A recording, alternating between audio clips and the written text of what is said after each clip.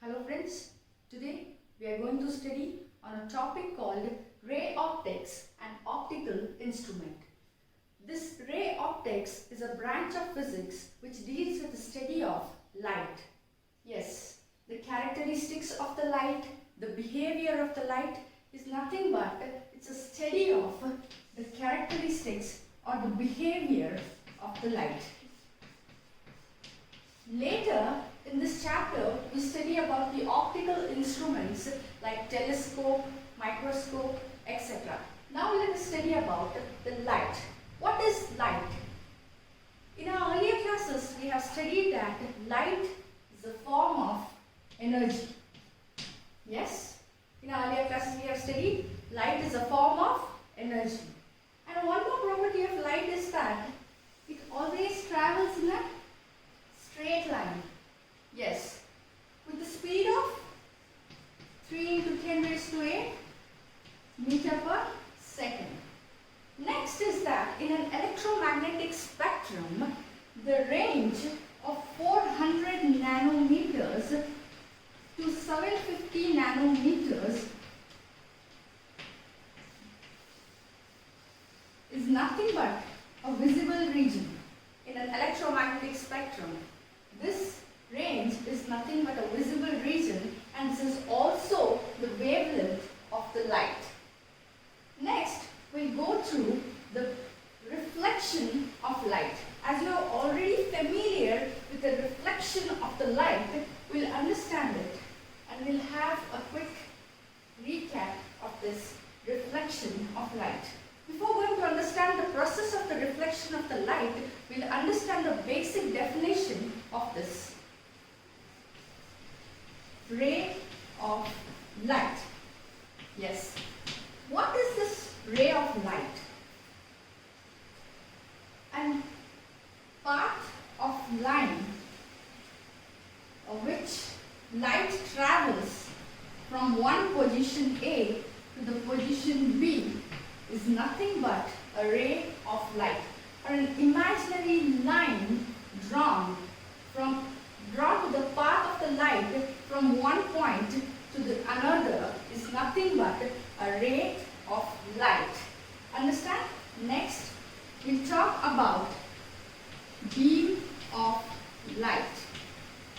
So, this bundle of ray of light is nothing but a beam of light. Now, what does this arrow mark tells about? The direction in which the light is passing through or traveling. So this bundle of these single rays, a bunch of these single rays is nothing but, ray of light is nothing but a beam of light. Next, we'll study about the optical medium. What is this optical medium? For this, we'll consider the two situations. Consider this as a glass, and the next one is wood, a normal wood. Yes? Now we consider a light ray to pass through this glass. Yes, a light can travel in this glass. If we try to pass a light ray in this wood, no, a light ray cannot be passed in this wood. So, we'll define this optical medium is a medium which allows the light to pass through it. That is nothing but the optical medium.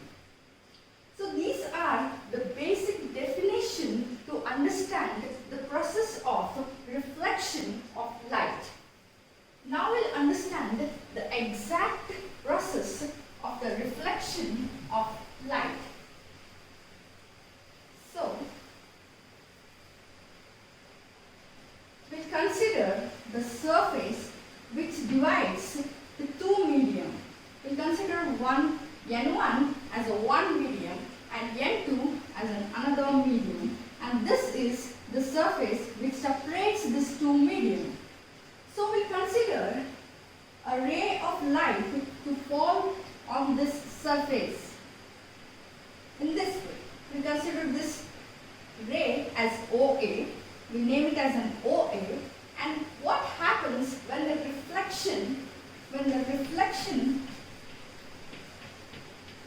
light takes place on this plane surface, what happens? A part of light is reflected back to the same medium. We consider this A, B is a reflected ray. OA is an incident ray and AB is a reflected ray. To understand this, we'll draw a normal. Clearly, to understand the law of reflection, we'll draw a normal which is perpendicular to this surface at the point of incident. Okay? And we'll mark the two angles, that is, an angle between the normal and the incident ray as a sine or incident angle, or will and another angle as reflected angle. Okay, now we'll state the two laws of the reflection. You are familiar with these laws of reflection? The first law of reflection is that the incident ray, which is the incident ray in this, OA is an incident ray, the reflected ray, that is AB, the reflected ray, and the normal, that is NA and normal, all lie in the same plane. This is the first law of reflection. I repeat, the incident ray, the reflected ray, and the normal all lie in the same plane. The second law is that angle I is equal to angle R. It's very simple. The incident angle is equal to the reflected angle. Next, this is the incident angle I, which is between the normal and the incident ray, and this is R, which is between the reflected ray and the normal. So this is the reflection, and this is the law of reflection. I hope this is clear for you. And next, we'll understand the reflection of light in a spherical mirror, which is in your syllabus. We'll understand the reflection of, let us understand reflection of light by spherical mirrors. What are the spherical mirrors? The curved one. Now we talked about the plane surface reflection. Now we'll talk about the sphere. This is the plane glass slab, what we have studied. Now we'll talk about the curved surface, or we'll simply tell them as sphere surface. Yes? You know, in your earlier classes you have studied about convex mirror, the bulged one, and similarly the concave mirror. Yes?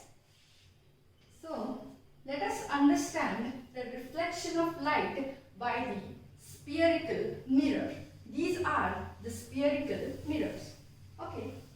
Before going to study about the spherical mirror, we'll study some of the basic terms which are related to this spherical mirror. Okay? We'll draw a sphere. Okay?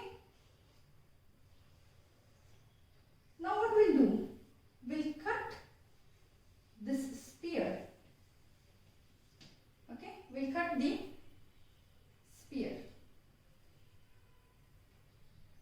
We'll cut this sphere. So we'll consider this as a spherical mirror. This is the mirror. Okay? This is the total sphere which we have taken a small part. Okay? This is the mirror. The center of this mirror, or the midpoint of this mirror, so this is the midpoint of this mirror, is called as the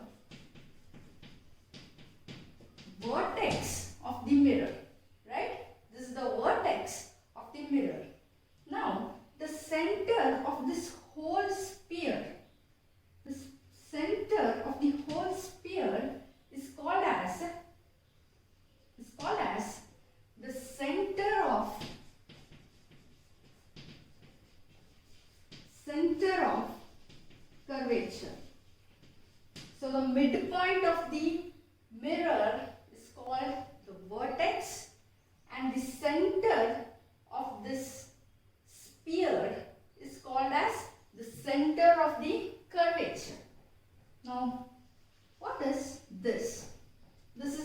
but the radius of this sphere, or we tell it as radius of curvature, right? We tell it as radius of curvature. A line, next one, a line passing through the vertex, the center of curvature, and all these points is called as the principal, that is principal axis. Note the spelling, P-R-I-N-C-I-P-A-L. This is nothing but the principal axis. So these are the basic terms which you need to understand. So this is the center of the mirror is called as, the midpoint of the mirror is called as the vertex of the mirror, and the center of this whole sphere of the curvature is called as the center of the curvature. And next one, this is called as radius of the curvature, and this, the line passing through the center of curvature, the radius, and also the vertex is called as